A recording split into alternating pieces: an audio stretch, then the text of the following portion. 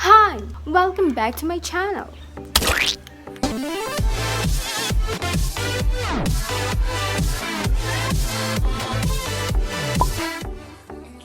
Hello!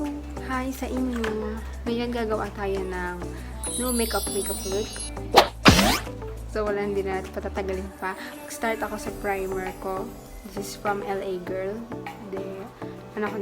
Pro Prep HD High Definition Smoothing Face Primer or whatever. So yan. Maglalagay lang ako dito sa banda dito.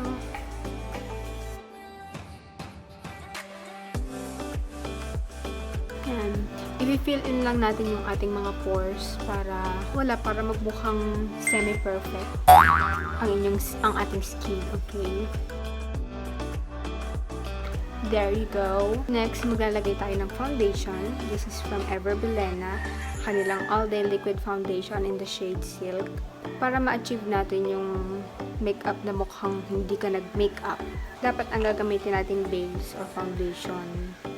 Or kahit concealer lang. Kung hindi ka naman masyadong tinitigawat, okay na yung concealer lang. So lagay ko, syempre, mukha ba akong clear skin? Mukha ba yung walang tigyawat? So, may tatago tayo. So, ang gagamitin kong foundation yung medyo malapit sa aking skin tone. And ang gagawin ko, hindi ko lang siya basta igaganyan. Igaganyan ko siya. Basta ganyan. Ikakalat ko na siya gamit ang aking finger. Making good. KFC ko, girl!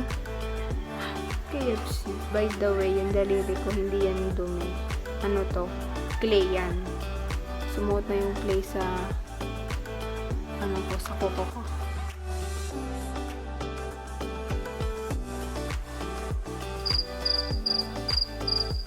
Para kasi sa akin, parang na-discover ko lang na yung mga araw na gusto kong mag-makeup pero ayoko mahalatang may makeup ako. Ganito yung ginawa ko and ang ganda naman ng kinalabasan. Next, kukunin ko ang aking blending sponge and i-blend ko lang yung nilagay nating foundation. So, hindi siya 100% matatakloban yung pimple marks if ever may pimples ka. Pero at least, siya ang napaka-seamless ng coverage. Kung ganong technique sa akin, kung ganong technique yung ginagawa ko, napaka-seamless ng dating ng foundation sa aking balat. So, akala minsan ng iba, makinis na ako. Pero nalako ko kayo. Yung salamin nga pala. I forgot to use my mirror. Ayan. Isa pa, maganda kung damp sponge yung gagamitin nyo para para maganda. Mas maganda kapag damp sponge. Ang pangit kapag gagamit ka ng dry na sponge. Parang ang pangit. Parang hindi niya ba-blend ng ayos yung foundation and everything na nilalagay mo sa skin mo. Ayan, di ba? Makapatawad na. Next, hindi na ako magko-concealer kasi we're achieving this no makeup look. So, kapag nag-concealer ka, may possibility na mag-cake siya sa under eye mo. Didiretso tayo sa eyebrows. Then, gagamit ako ng hairline, best brow liner. So, brush ko muna siya. Ang maganda dito naman sa kilay na to, napaka-natural looking niya. Natural lang yung dating niya. So, parang normal na kilay lang. And napaka-beginner friendly since kapag in-apply mo siya sa kilay mo, pwede mo, parang kaya mo pang i-adjust yung opacity niya. So, what I'm gonna do is just trace my eyebrow to its original shape.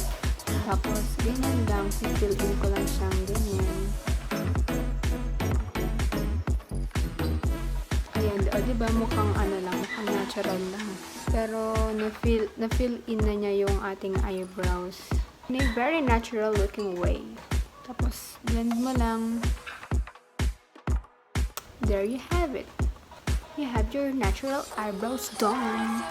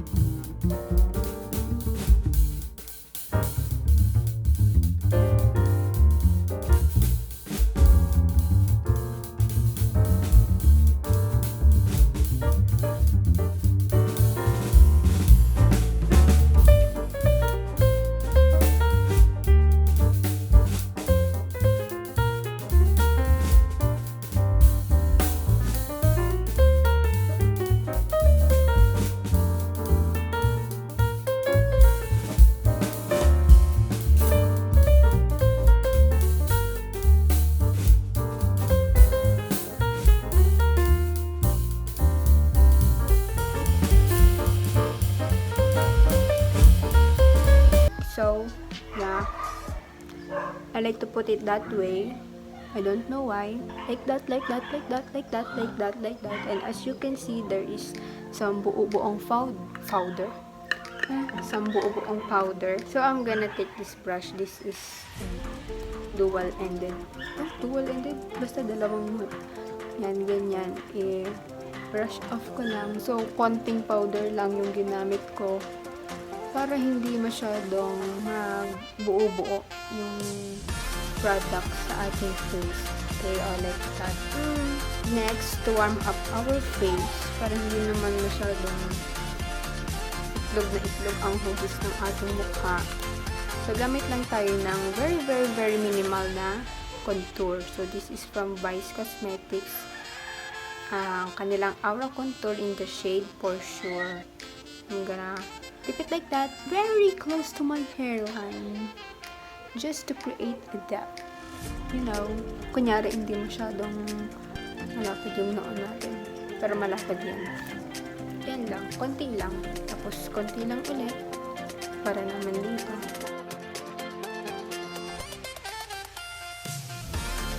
And then, do this. Contour my nose also because my nose is mapa. The other side, I'm gonna do the same thing. Then that's it. Then I'm gonna do this. Oh my god, sigwa. Gagawin natin ay ating blush. So you're gonna go for something pinkish if you have fair skin like me. Para mukhang natural yung dating. Para ka lang naarawan sa labas. So I'm gonna dust this off like that. So I'm gonna dip some like that. However, if you don't have fair skin or you have morena or deeper skin, you can go for something reddish. So, igaganyan ko lang siya. Hindi ko siya igaganon muna. Kasi di ba may product tayo dyan. So, igaganyan-ganyan ko muna siya. Identify which part of your cheek should have a blush on. Pangit ang pagka-blush ko. Diba? Hindi masyadong, oops. Ate girl, what's up? So, yan.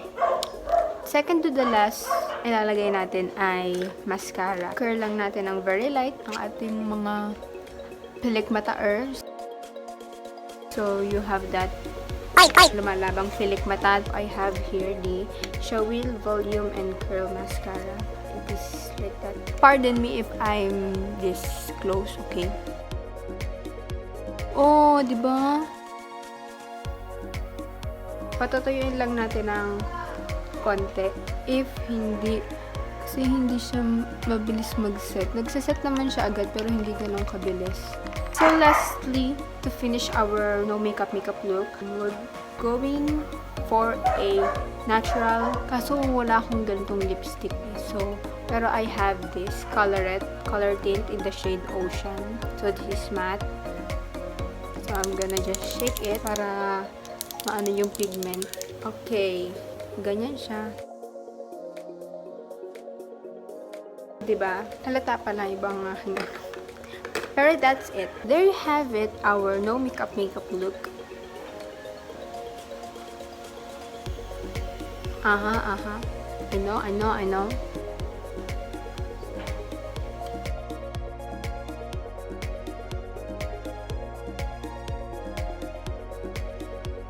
I hope you have a great day ahead. Take care. Bye.